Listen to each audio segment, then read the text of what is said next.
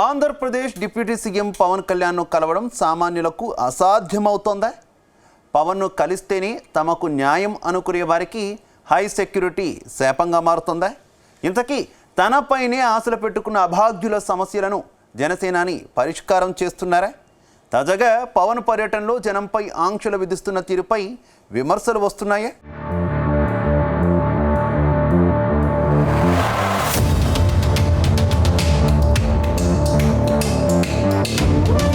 ఆంధ్రప్రదేశ్ ఉప ముఖ్యమంత్రి పవన్ కళ్యాణ్ ప్రజల్లోకి వస్తున్నప్పుడు సామాన్యులు ఆయన్ను స్వయంగా కలవలేకపోతున్నారు. తాజాగా రాజమండ్రి పర్యటనకు వచ్చిన పవన్ను కలిసి తమ గోడు చెప్పేందుకు కొందరు అభాగ్యులు అనేక కష్టాలు పడ్డారు.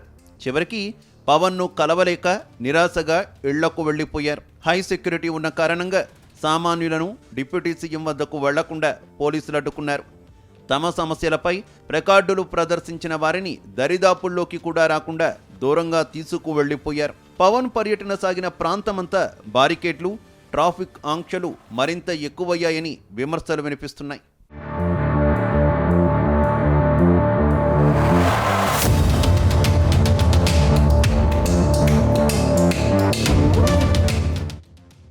ఇటీవల దక్షిణ భారతదేశంలోనే పవన్ కళ్యాణ్ కీలకమైన నేతగా మారడంతో తదితర కారణాలతో ఆయన చుట్టూ హై సెక్యూరిటీ ఉంటుంది. ఈ కారణంగానే ఆయన అభిమానులతో పాటు సామాన్య ప్రజలకు కూడా దగ్గరికి వెళ్లకుండా నియంత్రిస్తున్నట్టు తెలుస్తోంది. వాస్తవానికి డిప్యూటీ సీఎం అయిన కొత్తలో పవన్ కళ్యాణ్ పలుచోట్ల అకస్మాత్తుగా కాన్వాయి ఆపి సమస్యలు తెలుసుకున్నారు. తాజాగా రాజమండ్రి పర్యటనలో గమనిస్తే పవన్ కళ్యాణ్ పూర్తిగా భద్రతా వలయంలోనే ఉన్నారు.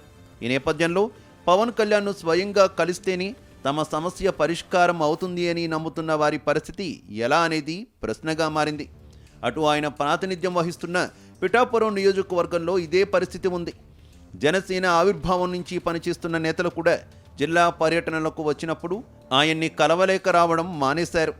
తాము ఓటు వేసి గెలిపించిన ఎమ్మెల్యేను కూడా తాము కలవలేక ఎవరో మధ్యలో నాయకులను కలవాల్సి వస్తుందని అనుకుంటున్నారు.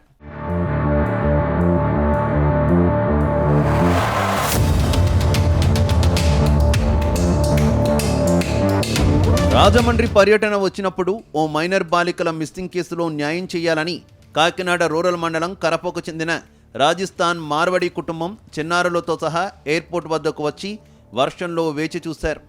పవన్ కళ్యాణ్ను కలిసి తమ కష్టం చెప్పుకోలేక వెళ్లిపోయారు. అయితే వారి సమస్య పవన్ కళ్యాణ్ దృష్టికి వెళ్లడంతో ఆయన స్వయంగా జిల్లా ఎస్పీతో మాట్లాడినట్టుగా తెలుస్తోంది.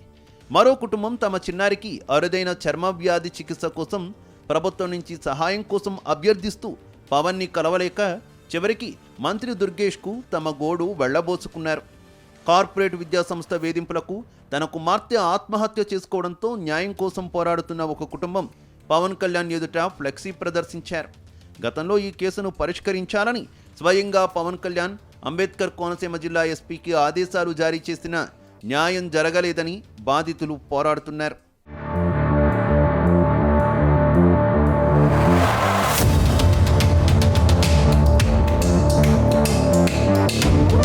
వాస్తవానికి జనసేన పార్టీ ఎమ్మెల్యేలు జనవాణి కార్యక్రమాలు నిర్వహిస్తూ ప్రజల నుంచి ఫిర్యాదులు స్వీకరిస్తున్నారు. అయితే కొన్ని కారణాలతో పరిష్కారం కాని సమస్యలకు డిప్యూటీ సీఎం పవన్ కళ్యాణ్పై ప్రజలు ఆశలు పెట్టుకుంటున్నారు. మరోవైపు హై సెక్యూరిటీ కారణంగా సామాన్యులు పవన్ కళ్యాణ్ దగ్గరకు వెళ్లడం అసాధ్యమైతే విమర్శలు రావడం ఖాయంగా కనిపిస్తోంది. ఈ పరిణామాలపై డిప్యూటీ సీఎం ఎలాంటి నిర్ణయం తీసుకుంటారో చూడాల్సి ఉంది.